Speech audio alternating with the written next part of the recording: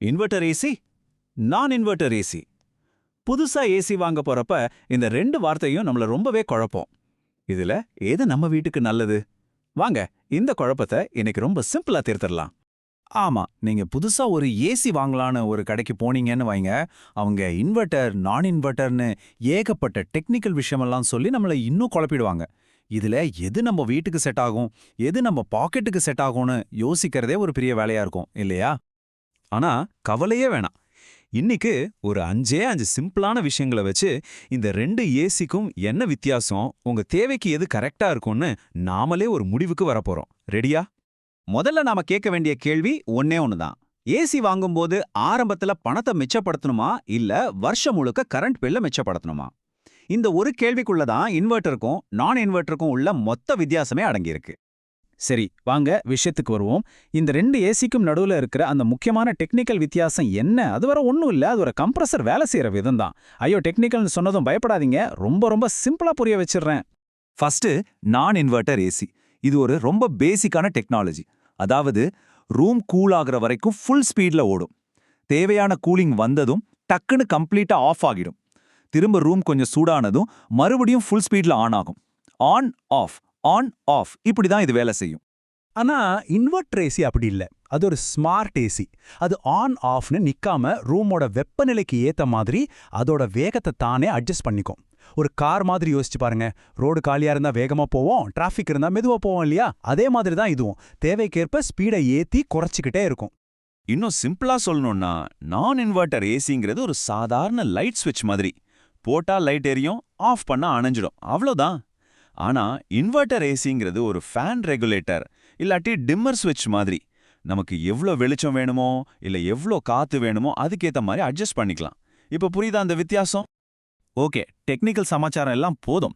இப்போ நாம ஒரு ஏசி வாங்கும்போது முக்கியமா பார்க்குற விஷயங்களுக்கு வருவோம். விலை, கூலிங் எப்படி இருக்கு, கரண்ட் பில்ல, சத்தம் வருமா வராதா, இது எல்லாத்தையும் வச்சு ஒரு நேரடி ஒப்பீடு பார்த்துடலாம் வாங்க. நான் இன்வெர்ட்டர் ஏசியோட மிகப்பெரிய ப்ளஸ் பாயிண்ட் எதுன்னு கேட்டா கண்ணை மூடிட்டு சொல்லலாம், அதோட விலை தான். இன்வெர்ட்டர் ஏசியை விட இது கிட்டத்தட்ட ஒரு 20% வரை விலை குறைவா இருக்கும். ஸோ பட்ஜெட் தான் முதல் முன்னுரிமை அப்படின்னா இது ஒரு நல்ல ஆப்ஷன் தான். சரி, அப்போ இன்வெர்ட்டர் ஏசியோட பிளஸ் என்ன? அதுதான் கரண்ட் பில் சேமிப்பு.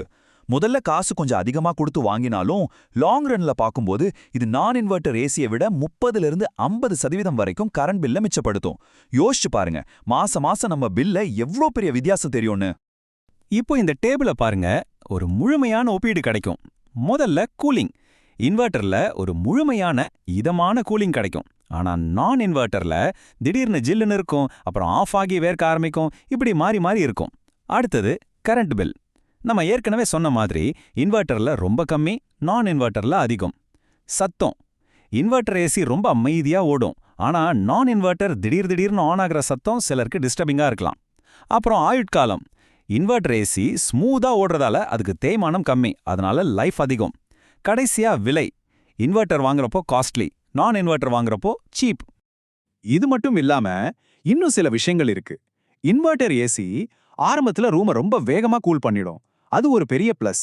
அதே சமயம் நான் இன்வெர்ட்டர் ஏசில ஒரு சின்ன பிளஸ் என்னன்னா, அதோட டெக்னாலஜி சிம்பிள்ங்கிறதால ரிப்பேர் ஆச்சுன்னா ஸ்பேர் பார்ட்ஸ் கொஞ்சம் மலிவா கிடைக்கும், சர்வீஸ் பண்றதும் ஈஸியா இருக்கும். சரி, இப்போ எல்லா வித்தியாசத்தையும் பார்த்தாச்சு. இப்போ உங்களுக்கான கேள்வி, உங்க லைஃப் ஸ்டைலுக்கு, உங்க பட்ஜெட்டுக்கு, உங்க வீட்டுக்கு இந்த ரெண்டுல எது பெஸ்ட் சாய்ஸ்? வாங்க அதை கண்டுபிடிக்கலாம். சரியான ஏசியை தேர்ந்தெடுக்க நீங்க பண்ண வேண்டியது ஒன்னே ஒண்ணுதான். உங்களுக்கு நீங்களே ஒரு 3 கேள்வி கேட்டுக்கணும். முதல் கேள்வி, ஒரு நாளைக்கு எவ்வளவு நேரம் ஏசி ஓடும்? ரெண்டாவது கேள்வி, ஏசி வாங்குறதுக்கு உங்க பட்ஜெட் எவ்வளோ? மூணாவது ரொம்ப முக்கியமான கேள்வி, நீங்க இருக்கிறது சொந்த வீடா இல்ல வாடகை வீடா? ஓகே, நீங்க ஒருவேளை இந்த கேட்டகரியில வந்தீங்கன்னா உங்களுக்கு நான் இன்வெர்ட்டர் ஏசி சரியா இருக்கும். அதாவது உங்க பட்ஜெட் கொஞ்சம் டைட்டா இருக்கு, இல்ல ஒரு நாளைக்கு 2-3 மணி நேரம் தான் ஏசி யூஸ் பண்ணுவீங்க, அப்படி இல்லைன்னா கொஞ்ச காலத்துக்கு வாடகை வீட்ல இருக்கீங்கன்னா நீங்க தாராளமா நான் இன்வெர்ட்டர் ஏசிக்கு போகலாம். அது உங்களுக்கு பணத்தை மிச்சப்படுத்தும். இப்போ அடுத்த கேட்டகரி, வருங்காலத்துல கரண்ட் பில்ல மிச்சப்படுத்துறது தான் எனக்கு முக்கியம். ஒரு நாளைக்கு 8 மணி நேரத்துக்கு மேல ஏசி ஓடும், முக்கியமா ராத்திரி முழுக்க ஓடும், எனக்கு சத்தமே இல்லாம ஒரே மாதிரி சீரான கூலிங் வேணும்னு நினைக்கிறவங்களுக்கு கண்டிப்பா இன்வெர்ட்டர் ஏசி தான் சரியான முதலீடு. சோ இவ்ளோ நேரம் நாம பேசினதோட ஒட்டுமொத்த சாராம்சம் என்ன? நீங்க ஞாபகத்துல வச்சுக்க வேண்டிய முக்கியமான கடைசி பாயிண்ட் இதுதான். உங்க முன்னாடி இருக்கிற சாய்ஸ் ரொம்ப சிம்பிள். இப்போ வாங்கும்போது காசை மிச்சப்படுத்த போறீங்களா, இல்ல இனி வரப்போற வருஷங்கள்ல கரண்ட் பில்ல மிச்சப்படுத்த போறீங்களா? கடைசியா நீங்க உங்களையே கேட்டுக்க வேண்டிய கேள்வி இதுதான். நீங்க பிளான் பண்றது இந்த 1 வருஷத்துக்கா இல்ல அடுத்த 10 வருஷத்துக்கா?